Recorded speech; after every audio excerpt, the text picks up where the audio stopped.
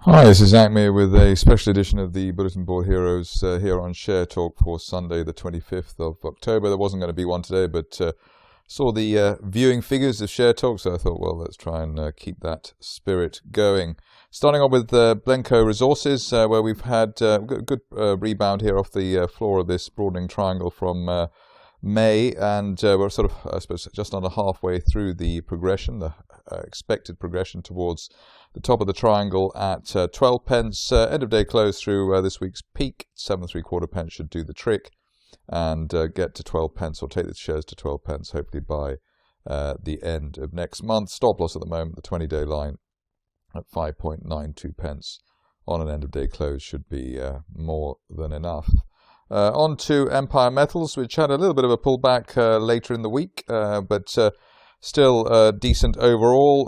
The key here really is that we hold above around the 3.5 pence initial October resistance, actually 3.7 pence, probably the nearer to the mark, and above that on an end of day close, still looking for the top of that rising trend channel from February of this year as high as 6 pence, hopefully as soon as the end of next month.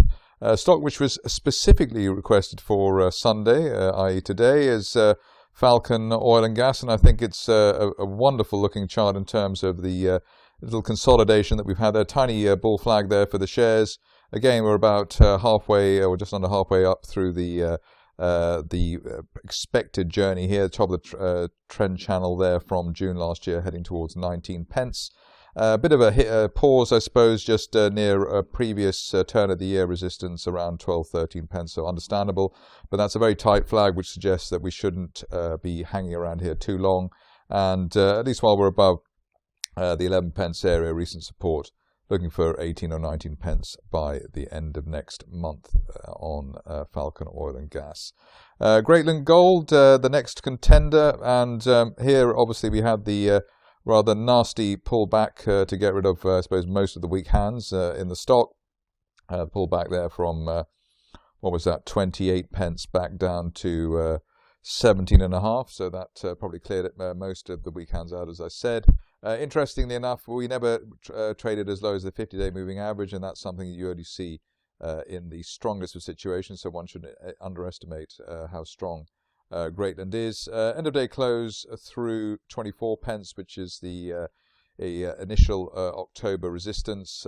Sometime this week should be enough to take the shares up towards the top of the rising June trend channel at 33 or 34 pence, hopefully by the end of next month. News due on i3 Energy, and let's see how that goes this week. But as far as the share price chart is concerned, you can see that we've been bumping along the bottom, broke that line of resistance and the triangle from August around 4.5 pence during the week, bounced off the support line again from August around the 4 pence level, so well poised here. And the view is that an end of day close through the 50-day moving average should be enough to take the shares up to the top of the May trend channel as high as 9 pence, hopefully well before the end of the year. A couple of stocks obviously in focus at the moment in terms of Barry Rowe. We've had share price of Lansdowne Oil Gas rising, squeezing up for most of this month now as people await the end of month deadline on negotiations over Barry Rowe. Here we've got we're waiting for an end of day close through 2 pence to give us the next stage up, or the next leg up, anticipated leg up on a technical basis up to 3 pence, which is that December resistance line projection from just the middle of that month last year. This stage really only back below, I suppose, 1.5 pence would really delay the upside scenario, but it would be surprising if we even went back below the 1.7 pence low of Thursday, given the way this everything looks set up here, and especially after the little flush out down to 1.5 pence that we already had on Wednesday, followed by a hammer in terms of the candle configuration. Omega Diagnostics is the next stock on the roster, and here it's been interesting that in a way, despite the enthusiasm of investors, we've just been in this little range here between 90 pence and £1. Looking for an end of day close above £1 really early next week in order to give us the first target here, which is that line of resistance from July up to £1.20. And if you're a fan of the stock, you'd be dreaming and hoping for a target of 150 by the end of the year, which is the top of the overall April price rising trend channel on the daily chart. In terms of the downside, it would be disappointing if we had an end-of-day close back below 90 pence, and as that would steer us back towards the 80 pence area. But hopefully the shares now have done enough consolidation above 90 pence and the 30-day moving average to take a step higher.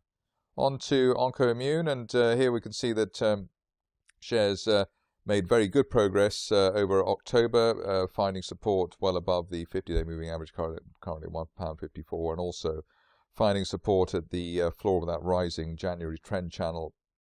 That's currently at £1.70, so above £1.70 on an end-of-day close, looking for the top of this year's trend channel as high as £2.75 or £2.80, which seems rather ambitious, but who knows? We've seen more ambitious things over the course of this year to date.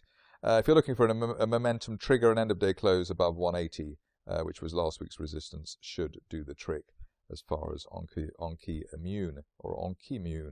On to the second of the Barry Row plays, which is Providence, and here I pointed out the stock I suppose a couple of weeks back now. Good support here for the shares at and above the 20-day moving average, 6 3/4 pence, while we hold above that on an end-of-day close basis, looking for as high as 10 pence, which is the top of that November trend channel from last year.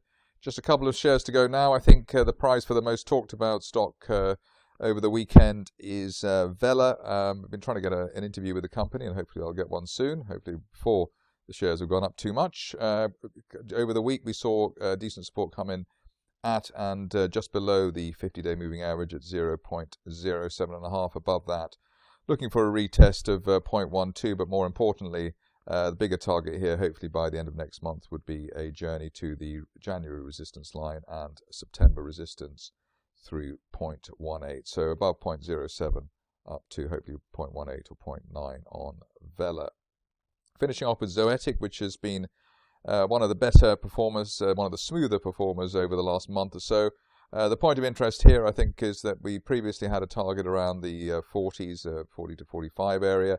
It looks as though for much of October we've been in a mid-move consolidation for the share, so let's say 35 to 45 pence.